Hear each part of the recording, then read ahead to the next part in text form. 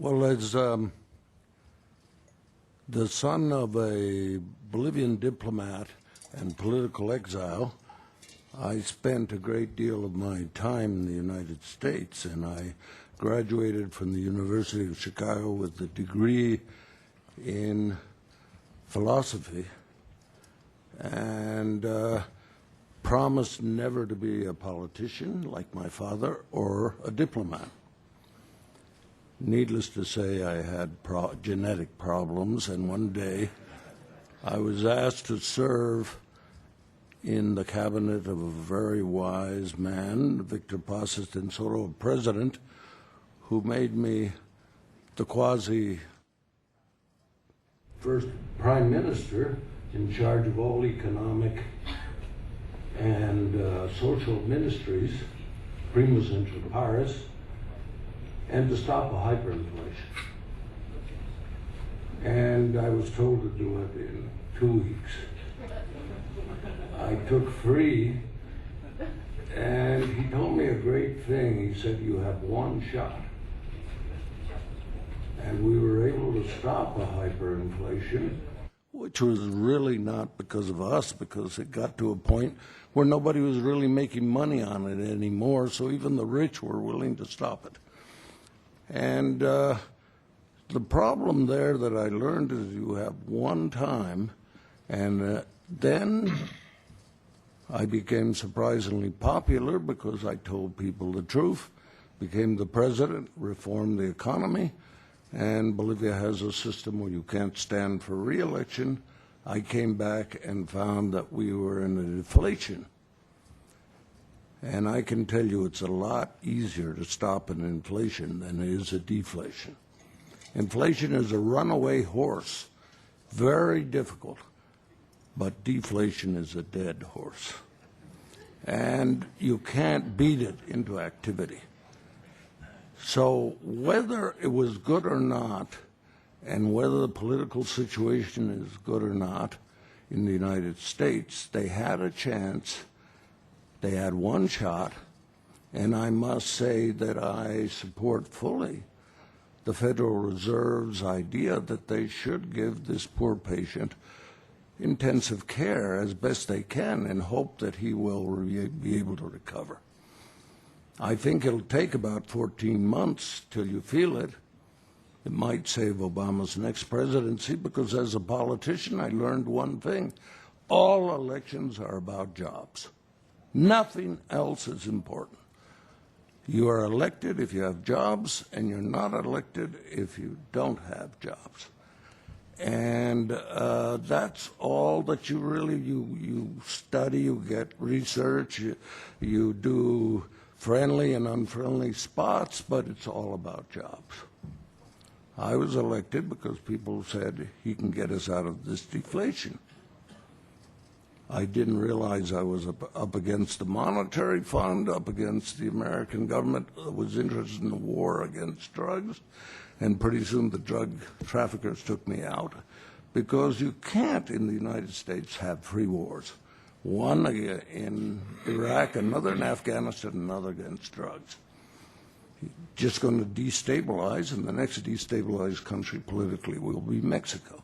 And you're going to have no problem with age differentials because they'll be pouring across the borders.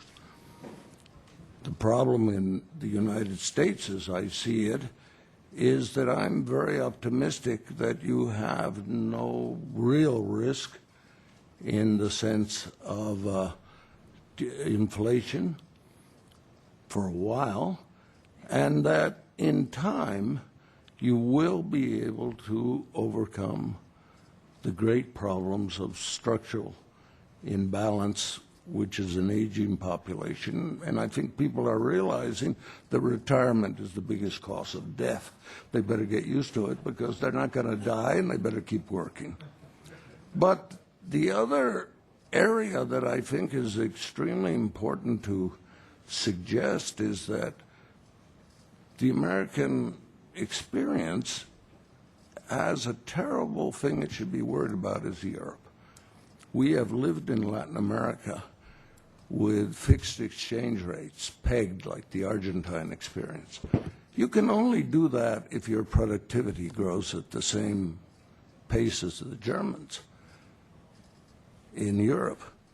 And if you get like poor Spain, German money looking for sun, good food, and relaxed people, you get a housing bubble. And of course the Spanish banks were well run, the government was well run, but they had these wonderful cajas. And the problem in Spain and their banking system is hidden. All the formal banks are very well run and the regulation is very good, but they've got a big black economy in there. And of the 20% of the Spanish, if okay, maybe 10% are unemployed, 10% are collecting it. But the problem really is that you can't maintain a standard of a single exchange rate. And I would just like to make one statement that's a very worrisome thing about what happened in Europe. When my father was a political exile, was a professor at Williams College, my mother had a Studebaker, and the three of us were in the back, and I'm the oldest. I was reading books at that time, 7 years old, delighted with having discovered reading. And my younger brother and sister were always fighting. My mother would stop the car, she'd line us up, and she'd hit us all on the head. And I would say, but it's not fair. And because I was reading, these two were fighting. She said, Ghani, God imparts justice. I'm here to maintain order. So I know how unfair it is. I know that we shouldn't have saved those banks morally, but you have to save the ship you're on, otherwise you're all going to sink. You can't be arguing about why the captain hit the iceberg. And you have a big problem. The Germans really think that virtue is the way to run an economy. They are virtuous, they are disciplined, they don't take risks. And two, you have the International Monetary Fund, which never takes a decision until it's too late. And finally, you have a woman running Germany, and I'm the son of a feminist, so don't get me wrong. Women have to be twice as tough as men. They have to do everything twice as well to even be accepted.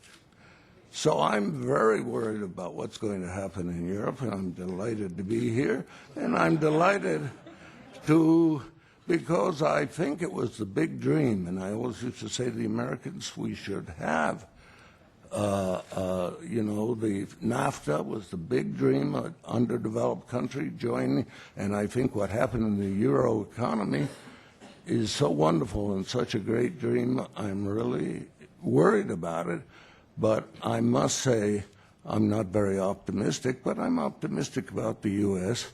I think, as Churchill said, they'll take all the wrong decisions, but finally they'll take the right one. And I think basically it's a country that lives in the present. It doesn't live in the past. It doesn't really look at the future.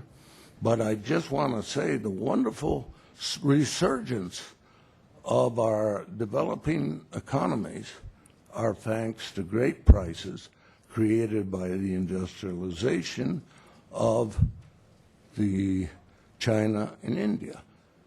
The prices of commodidies which are the basis of most of the boom from Brazil, Chile, Bolivia, every place, is thanks to the fact that we have industrialization taking place, which uses a lot of raw materials. I think that the big problem will be the problem of 1928, fabulous prices, and what happens when they slow down. And what do you do when you've destroyed your consumption? But basically, it's a hard and dynamic moment of the world moving. And the best thing we can say, all the communications that have happened makes us conscious that it isn't the United States or any one place. You have developing economies industrializing like the U.S. did and England did and Germany did, and there's going to be a wonderful resource boom for a while, and that's the real growth of the future. Let's try to defend it as best we can, because The future arrives, and sometimes you don't like it.